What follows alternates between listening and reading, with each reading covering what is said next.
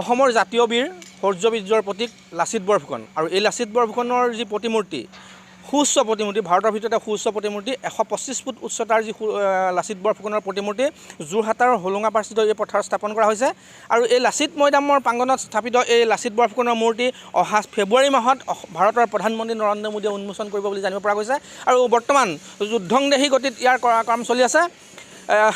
1000 কৰ্মীয়ে ইতিমধ্যে ইয়াত কাম চলি আছে বুলি আমি জানিব পাৰিছোঁ আৰু অহা ফেব্ৰুৱাৰী মাহত দেশৰ প্ৰধানমন্ত্ৰীক আনুষ্ঠানিকভাৱে মুকলি কৰিব আৰু ইতিমধ্যে ইয়াৰ বহু কাম সম্পূৰ্ণ হৈছে আৰু বহু কাম কৰিবলৈ বাকী আছে কিন্তু যি প্ৰতিমূৰ্তি প্ৰায় ইতিমধ্যে প্ৰায় সম্পূৰ্ণ হৈছে আৰু ইয়াৰ যি সমিতি আছে লাচিত মৈদাম সুৰক্ষা সমিতি যি আছে তাৰ সভাপতি যি মহেন্দ্ৰ গগৈৰ পৰা আমি জানিম এই বিষয়ে যে আৰু কিমান দূৰ কাম বাকী আছে আৰু কেনেধৰণে প্ৰস্তুতি চলিছে অহা ফেব্ৰুৱাৰী মাহত ভাৰতৰ প্ৰধানমন্ত্ৰীয়ে হোলোঙাপাৰৰ যি লাচিত মৈদাম উন্মোচন কিন্তু কিমান ধৰণৰ প্ৰস্তুতি কেনেধৰণে আগবাঢ়িছে এতিয়ালৈকে প্ৰায় মূৰ্তিটো সম্পূৰ্ণ হৈছে প্ৰায় তাৰ পেইণ্ট চেইণ্টখিনি গোটেইখিনি কৰিছে আৰু ছাইডৰ দুটা যিটো বিল্ডিং যিটো মিউজিয়াম হ'ব এটা টাইম মিউজিয়াম এটা জেনেৰেল মিউজিয়াম দুটা হ'ব সেই দুটাৰ কাম পূৰ্ণগতিত চলি আছে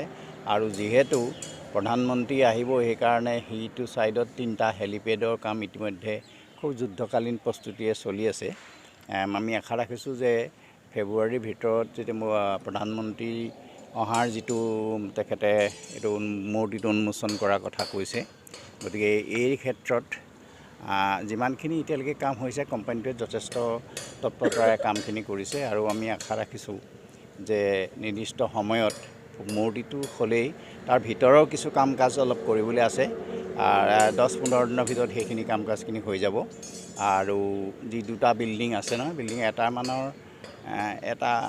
পৰ্যায় মানে 90% মান মানে হ'ব এটা 80% মান হৈ আছে আৰু বাকী কামখিনি লগে লগে চলি আছে অকল মূৰ্তিটো বুলিয়ে নহয় বাকী যিখিনি সন্মুখৰ যিখিনি জেগা আছে আৰু ৰাস্তাৰ কামো চলি আছে যে কোনফালেদি কেনেকৈ প্ৰধানমন্ত্ৰী ডাঙৰীয়া আহিলে ক'লৈ যাব আৰু এটা আপোনালোকে ইতিমধ্যে গম পাইছে মেলেং যিখন ফিল্ড আছে এখন ভাগৱতী সমাজৰ এই ফিল্ডখনতে প্ৰধানমন্ত্ৰী ডাঙৰীয়াৰ কাৰণে তাত পেণ্ডেলৰ প্ৰস্তুতি কালি আহি পেলানি গোটেইখিনি কৰিছে এইবোৰ জেগাই জেগাই ক'ত পাৰ্কিং হ'ব এইখিনিও চিন্তা চৰ্চা কৰিছে চৰকাৰে আৰু এই ক্ষেত্ৰত আমি এটা কথা ক'ব লাগিব যে আমি যথেষ্ট সুখী অকল আমাৰ জেগাটোৱে নহয় গোটেই অসমৰ মানুহে আমি সুখী যিহেতু আমাৰ মুখ্যমন্ত্ৰী ডাঙৰীয়াই যিটো ইনিচিয়েটিভ ল'লে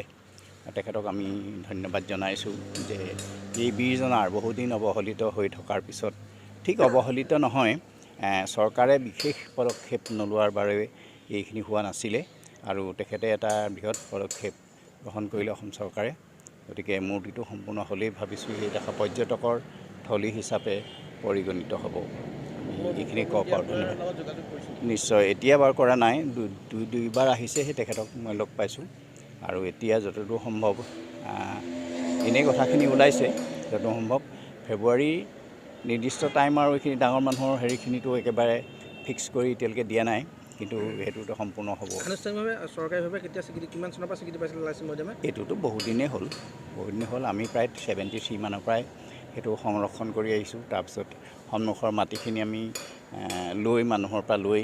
বিল্ডিং এইখিনি চৰকাৰৰ অনুদানতে বিল্ডিংখিনি কৰা হৈছে জিলা পৰিষদ অনুদানো তাত সংযুক্ত হৈ আছে গতিকে যিখিনি এতিয়া আছে সেইখিনি আমি এটা কথাই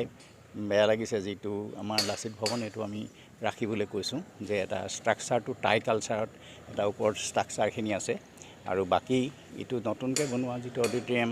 সেইটো কাম কৰিব পৰা নহ'লেই সম্পূৰ্ণ হৈছিলেহে সেইটো এতিয়া সেই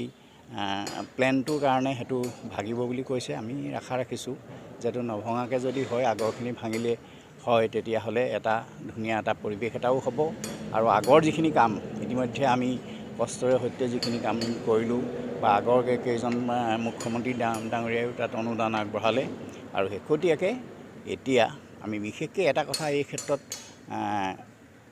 আমি সোঁৱৰিব লাগিব প্ৰয়াত লেফটেনেণ্ট জেনেৰেল SK সিনহা ডাঙৰীয়া ৰাজ্যপাল তেখেতে আহিয়ে কি কয় লাচিত মৈদামৰ কথাটোত যথেষ্ট গুৰুত্ব দিলে NDAত তেখেতেই প্ৰথমবাৰৰ বাবে এটা বঁটা কৰিলে আৰু যোৱা বছৰ লাচিত বৰৰ 400 বছৰীয়া জন্ম জয়ন্তীত উলহ মালহেৰে দিল্লীত যিটো অনুষ্ঠান কৰিলে এইটোৰ পৰা গোটেই বিশ্বতে এই বীৰজনাৰ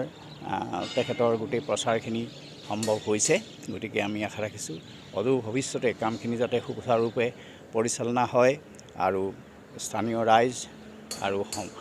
চৰকাৰ মিলি যাতে গোটেই কামখিনি কৰিব পাৰে, আমি এইকেইটা আশা ৰাখিছোঁ। ধন্যবাদ।